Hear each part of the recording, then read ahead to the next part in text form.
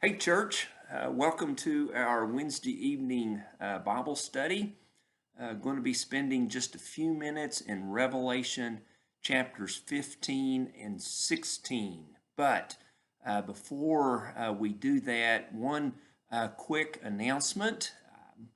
I was told this morning that I was exposed to the COVID virus last Friday evening, and so I am officially in quarantine until Friday, November the 20th. That is why this video is being made in my living room here at Hidden Lake in Powderly, Texas. And this Sunday, I will be videoing my sermon, giving it to Kim. Kim will incorporate it into the PowerPoint. So that's where I will be Sunday and just here at home again until Friday, November the 20th. I'll keep everyone posted and probably post some other videos just to let you know that I'm alive and well here in Powderly. But anyway, just a reminder to please be as safe and cautious as you can be. Socially distance yourself when you're in public places and be sure and wear your mask and hopefully get through this thing without any sickness. So tonight, Revelation chapters 15 and 16. I want to quickly cover some information that I covered from the pulpit this past Sunday morning to begin with tonight. There are 3 series of 7s in the book of Revelation. We had previously covered and discussed 2 of those series. The 7 seals, chapter 5, verse 1 through chapter 8 and verse 5. The blowing of the 7 trumpets, chapter 8, verse 6 through chapter 11 and verse 19. And then for this week, the 3rd series from chapters 15 and 16, the pouring out of the 7 bowls of wrath by 7 angels. Now, again, this final series of visions is not a chronological continuation of the preceding ones. It refers to the same time period, but presents it from a different perspective.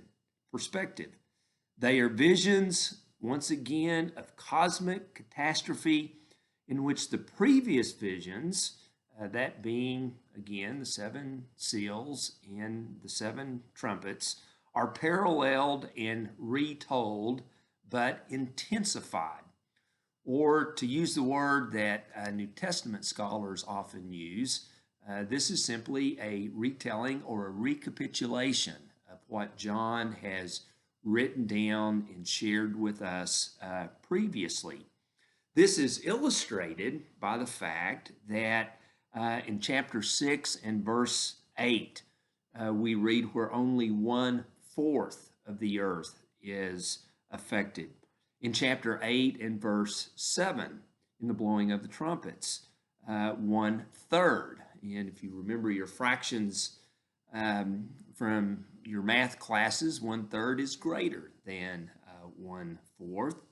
But here, with the pouring out of the 7 bowls of wrath, all the world is struck, signifying perhaps that this is the last retelling of God's judgment upon evil. And specifically to the original listeners of the book of Revelation, judgment upon Rome, the message of victory for God's people, vindication for God's people. And this past Sunday morning from the pulpit, my last word was judgment. And we talked a little bit about how you can look at judgment from 2 perspectives. For those of us who belong to Jesus, it's victory, it's vindication. For those outside of Jesus, it indeed is punishment. So here in chapter 16 specifically, we have the pouring out of these 7 bowls of wrath. Bowl number 1, those who have the mark of the beast are tormented with sores. Bowl number 2, the sea turns to blood. Bowl number 3, rivers and springs turn to blood. Number 4, the sun scorches people with fire. The outpouring of bowl number 5, the throne of the beast is cursed with darkness. Bowl number 6, the Euphrates River dries up. And then finally, bowl number 7 is poured out, and we have cataclysmic natural disasters which occur, which again sound a lot like the unveiling of the 7th seal, as well as the blowing of the 7th trumpet. But before we conclude tonight, I want to go back to the pouring out of the 6th bowl, and let me read chapter 16, verses 13, 14, and 16. Its waters, again the Euphrates River, was dried up to prepare the way for the kings from the east. Then I saw 3 impure spirits that looked like frogs. They came out of the mouth of the dragon, out of the mouth of the beast, and out of the mouth of the false prophet. They are demonic spirits that perform signs, and they go out to the kings of the whole world to gather them for the battle on the great day of God Almighty. Verse 16, then they gathered the kings together to the place that in Hebrew is called Armageddon. I suppose that one of the things that just even the typical person knows from the book of Revelation is Armageddon, the battle of Armageddon. This word in recent culture has become somewhat synonymous with nuclear warfare and the annihilation of humanity. If you look up Armageddon in the dictionary, you will also see as a definition that this word is often used figuratively to mean any great or decisive conflict. Much like maybe in the past we used the word Waterloo, the historical Battle of Waterloo when Napoleon was defeated. Just kind of for the fun of it, I opened up Google, typed in the word Armageddon, and a Google search produced about 33,900,000 results. So there is a lot out there being said and being discussed and being speculated about Armageddon. Well, let's try to make some sense of Armageddon. There is some discrepancy in some of the manuscripts that we have of the book of Revelation, where this particular word actually has 2 or 3 different spellings. But because John says that it's in Hebrew, scholarship is generally in agreement that it is referencing Har, the Hebrew word for mountain or mount, and Magaddon or Megiddo. Megiddo is a city that we'll have some more to say about here in just a moment. So a literal translation of Armageddon would be Mount Megiddo.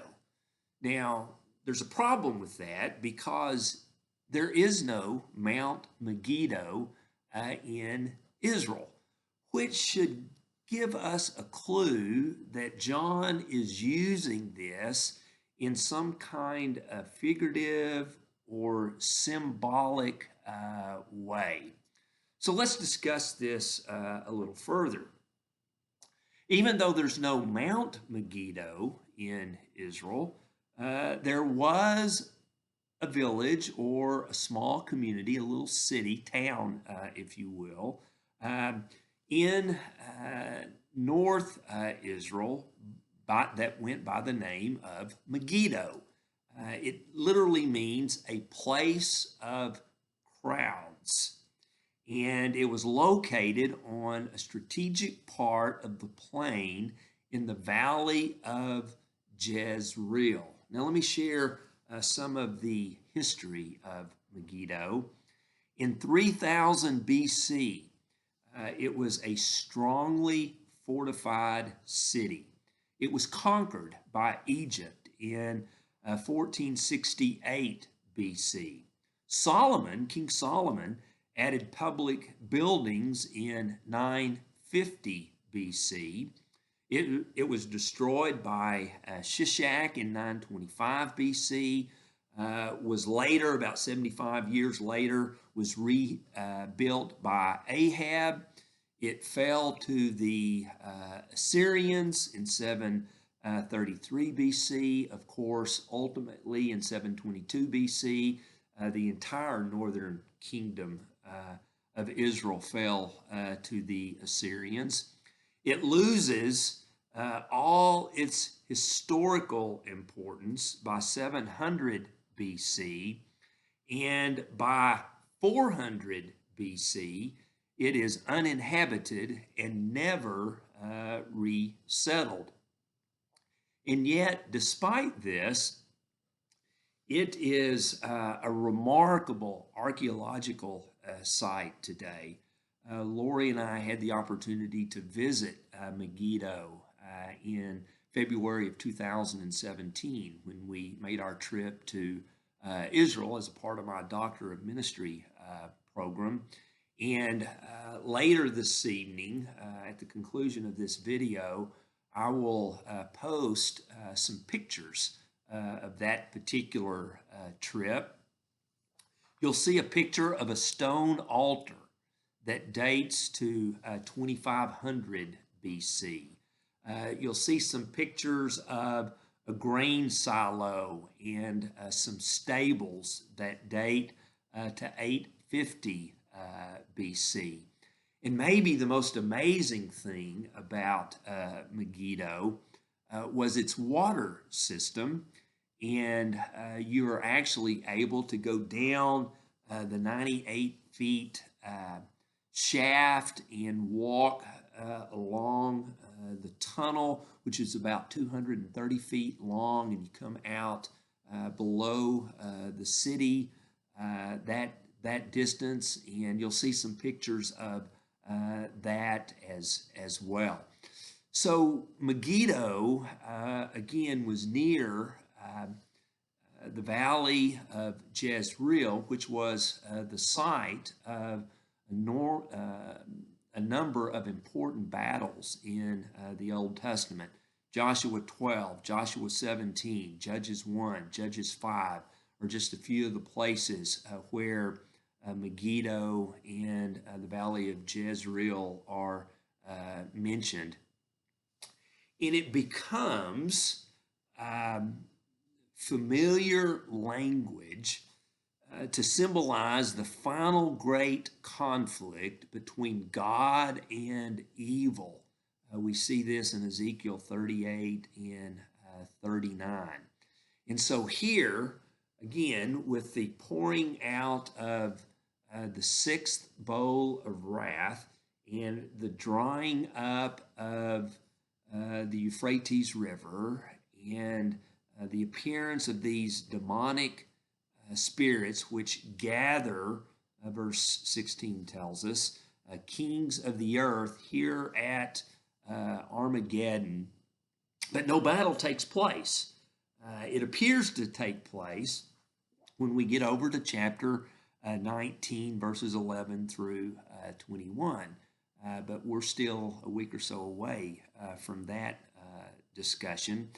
So I believe that John is using Armageddon or Mount Megiddo again in a figurative, symbolic kind of way as the place where God will ultimately defeat the army of Satan.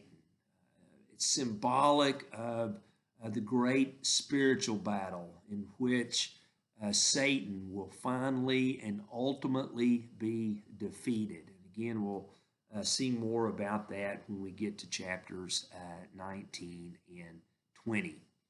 So maybe the primary lesson from the sixth bowl of wrath, and when you think about Armageddon or the Battle of Armageddon, to be very suspicious of speculative theology. How just one word mentioned one time in one verse in the last book of the Bible can create such speculation. The final picture that I will post will be a picture of the valley of Jezreel from the ancient site of Megiddo. And again, for those futurist interpretations of Revelation, this is the site of that final, great, literal, physical kind of battle. But again, I'm convinced in my study that John is simply using it in a symbolic, figurative kind of way as the site where God finally and ultimately defeats Satan. Hope you have a great rest of this week. And again, I won't see you in person on Sunday morning, but I will provide a video of the sermon where our last word will be discipleship. Have a great week.